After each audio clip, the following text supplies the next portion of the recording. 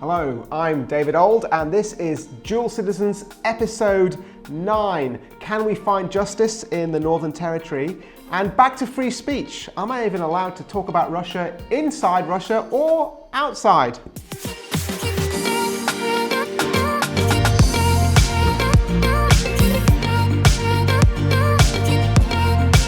Well, first up this week is the latest matter to light Twitter ablaze with indignant fury, as it has in some places, the acquittal earlier this week of a Northern Territory police officer on murder charges. Now, to understand this situation, let's go back to the beginning.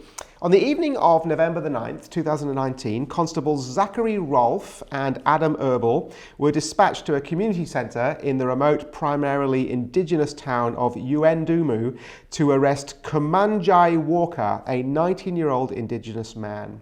Now, body-worn camera footage taken from Constable Rolfe's equipment tells the story better than any protracted courtroom battle possibly could, and we've linked to that in our show notes. What you see on that footage is that both officers calmly engage with Walker, who then claims that he is someone other than he is. They ask him to remain still while they hold up a photograph on a phone next to his face to determine his identity.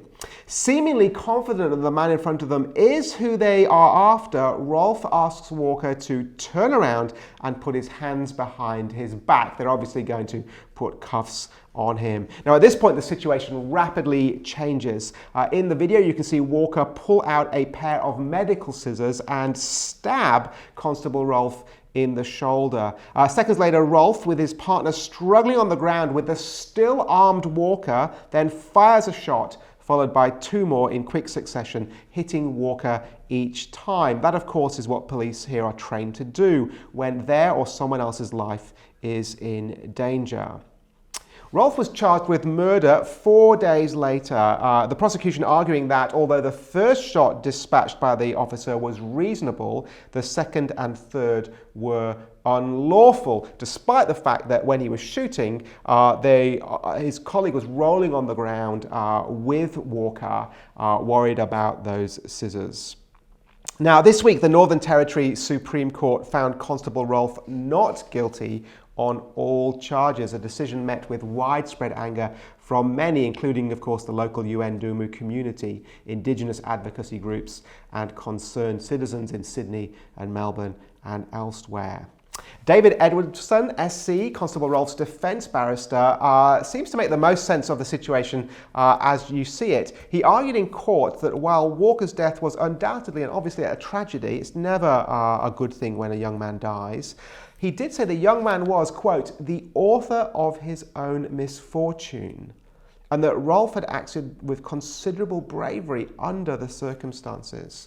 Now, since the court case ended, further information has come to light, as it now can in the media, about Walker's personal history and the decision-making process behind the Northern Territory Police charges that provide important context to everything that's going on.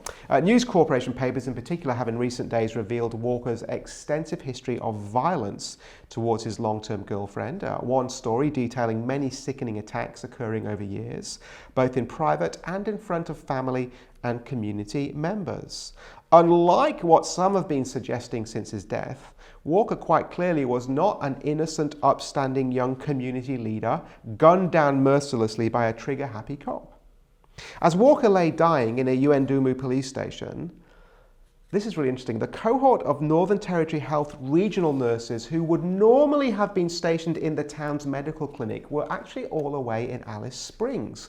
Why were they there? Well, they'd been forced to leave after months of relentless break-ins and destruction of property, including a number of instances of female nurses who were living alone, experiencing men attempting to break into their homes, all of which had left these staff at their wits' end. And so Northern Territory health bosses had actually evacuated them for their own safety.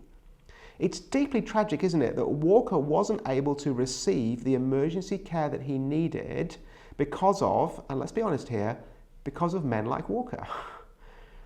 Now, none of this ought to be viewed in any attitude other than despair and grief.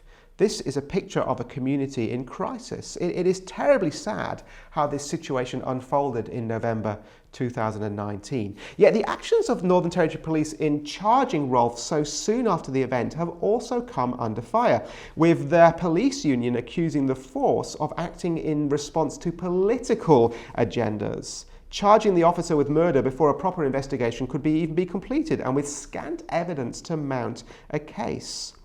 The parallels there with the George Floyd events in the US are striking.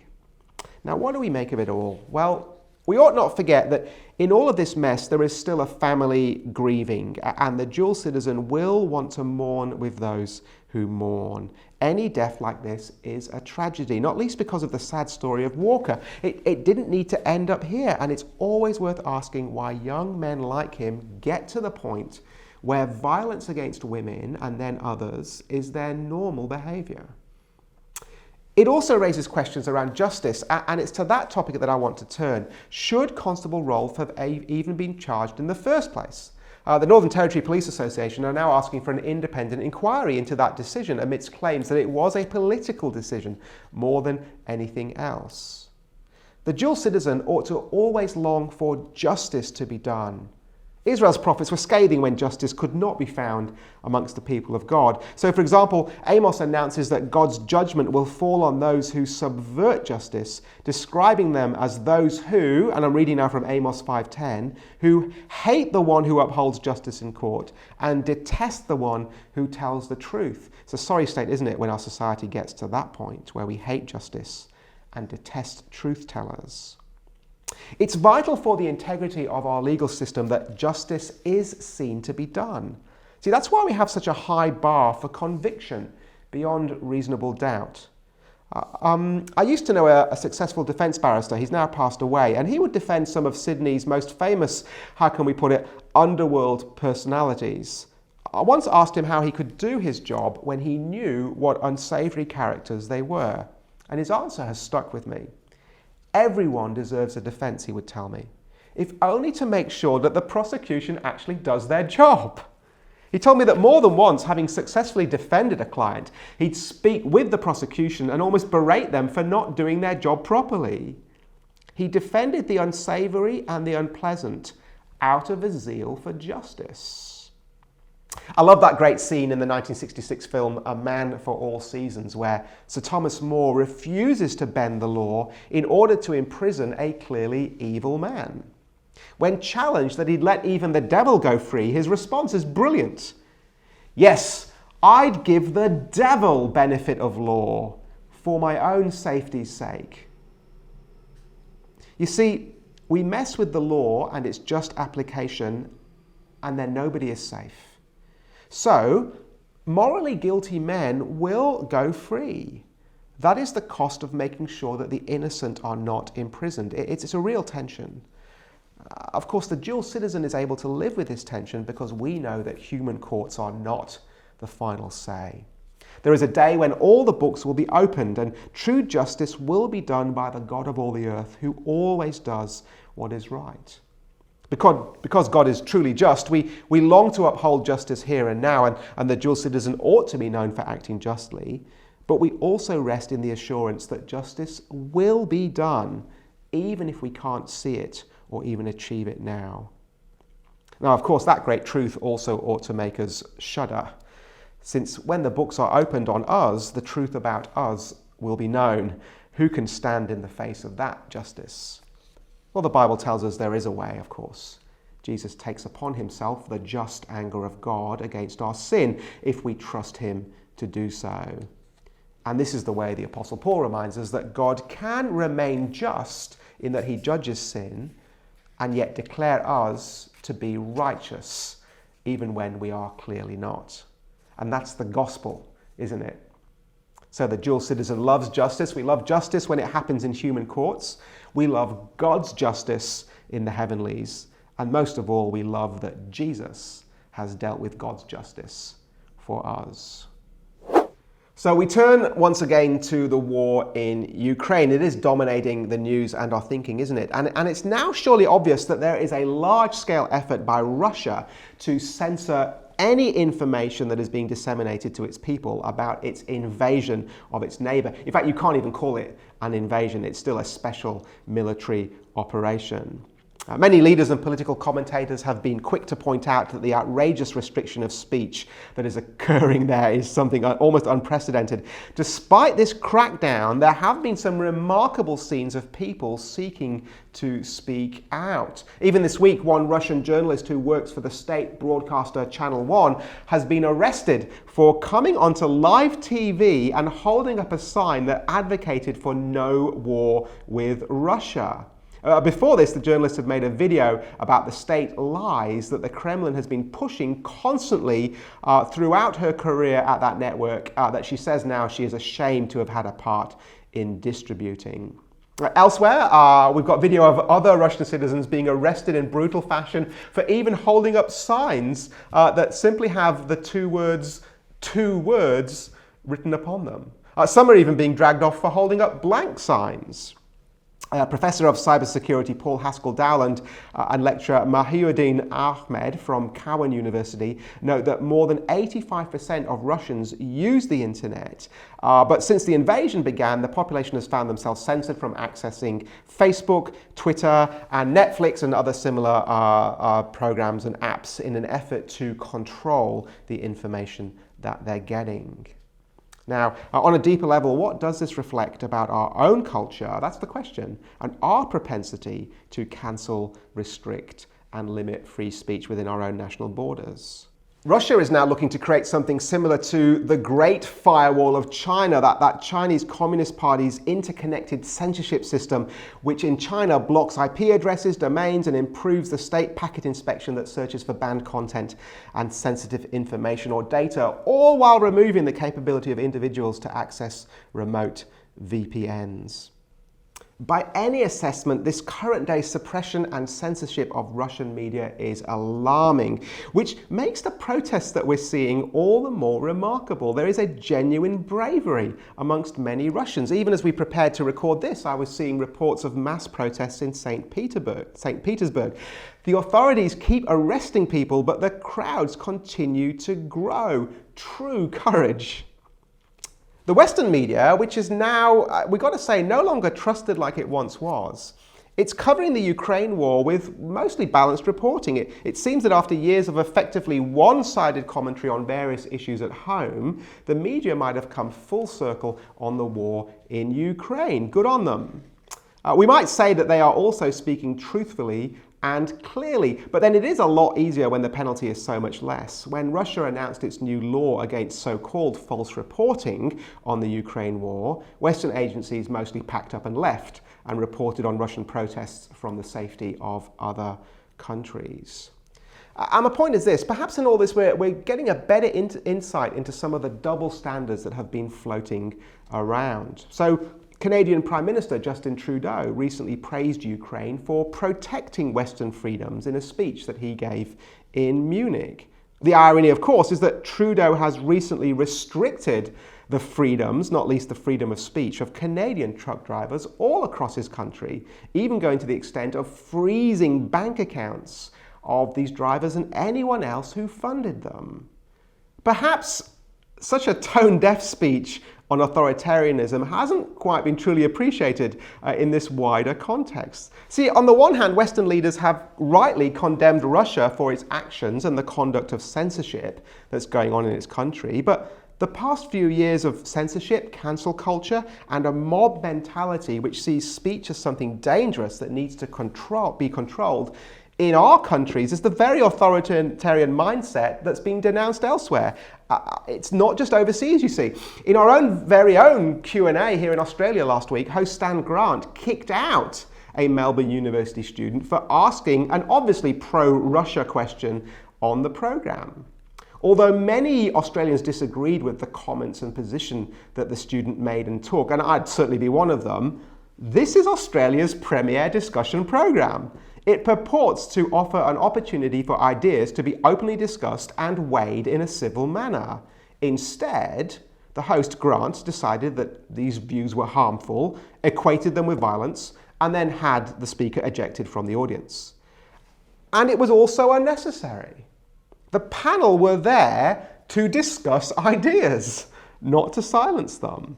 If the pro-Russian position was as flimsy as Grant suggested, then surely one of the panelists could have shown us by doing the very thing that they were there to do, freely discuss the ideas. And so the deep, deep irony, Q&A, a discussion program, shuts down any discussion of the merits of a particular world leader's actions and justify it by pointing out that he shuts down any discussion of his own actions. Now, this isn't the first time we've discussed free speech on Dual Citizens, and I'm sure it won't be the last. Freedom of speech is perhaps, no, certainly the bedrock of free society. Everything else builds upon it. You have to debate and write down a constitution before you build a nation upon it. Authoritarians target speech above all things precisely because words are so very, very powerful. They convey ideas, and ideas can bring revolutions. Ideas allow me to express why I think Putin is wrong to invade Ukraine, or a government is wrong to insist on widespread vaccine mandates. More than that, they allow me to persuade others of the truth of my position. And of course, they allow others to argue the contrary view. Ultimately, freedom of speech is the defense of freedom. Indeed, it's the speech that we're free to have that allows us to defend all our other freedoms. But for the dual citizen, there is, of course, another reason why we value free speech so much. The freedom to speak is the freedom to speak the gospel. And it's a spoken word that brings the greater freedom. Here's how Jesus puts it, John 8:31. To the Jews who had believed him, Jesus said, "If you hold to my words, you are really my disciples, and then you will know the truth, and the truth will set you free." Or the Apostle Paul, quoting Isaiah, Romans 10. How then, he says, can they call on the one they have not believed? And how can they believe in the one of whom they have not heard? And how can they hear without someone preaching to them? And how can anyone preach unless they are sent? As it is written, how beautiful are the feet of those who bring good news. So here is why the dual citizen has a particular interest in free speech amongst our fellow citizens. It's because we long for them to be dual citizens too, not only exercising their freedom in the earthly citizenship that we share with them, but knowing the great freedom and glory of the children of God. And that's worth speaking up for. Well, there's a few other things going on in the news that you probably want to be keeping your eye on, and we certainly are here at Dual Citizens Central. Lots of economic stuff going on because of supply chain issues and so on. Lots of things are getting more expensive. The price of a coffee is $7, some are saying might be. Petrol's now well above $2 a litre, getting close to $3 in some places. As a result of sanctions, Russia, it seems, is increasingly integrating its financial system into China's. Is that building an economic powerhouse there? Are there perhaps some even bigger economic shocks on the way for all of us? Don't miss out watching for those issues that are bubbling up, even as the Ukraine crisis maintains the greatest headline of all. Well, that's it for another week. We'd love for you to be talking to us. Please do engage with us on the socials, on Twitter, on Facebook. Please do subscribe to YouTube and to our podcast channels. Hey, why don't you drop us a review on iTunes or elsewhere? Let other people know what you think about dual citizens. Send us an email, use the contact form on the website. Maybe you want to let us know what you'd like us to be talking about in weeks to come. But for now, my name is David Ould, and this was Dual Citizens, episode 9.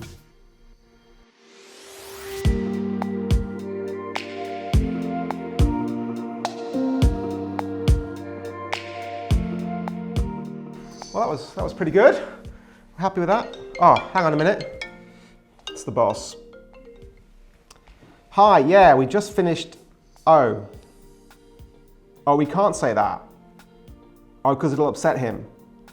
Okay, and we can't say that because it'll upset her. I see. And what about the? Oh yeah, you're already there, are you? I can't say that because it'll upset you. I see. All right. Well, we'll have to do something else. Yeah. Bye.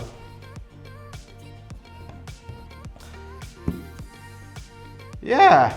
So apparently, I can't say anything. Pretty upset about that.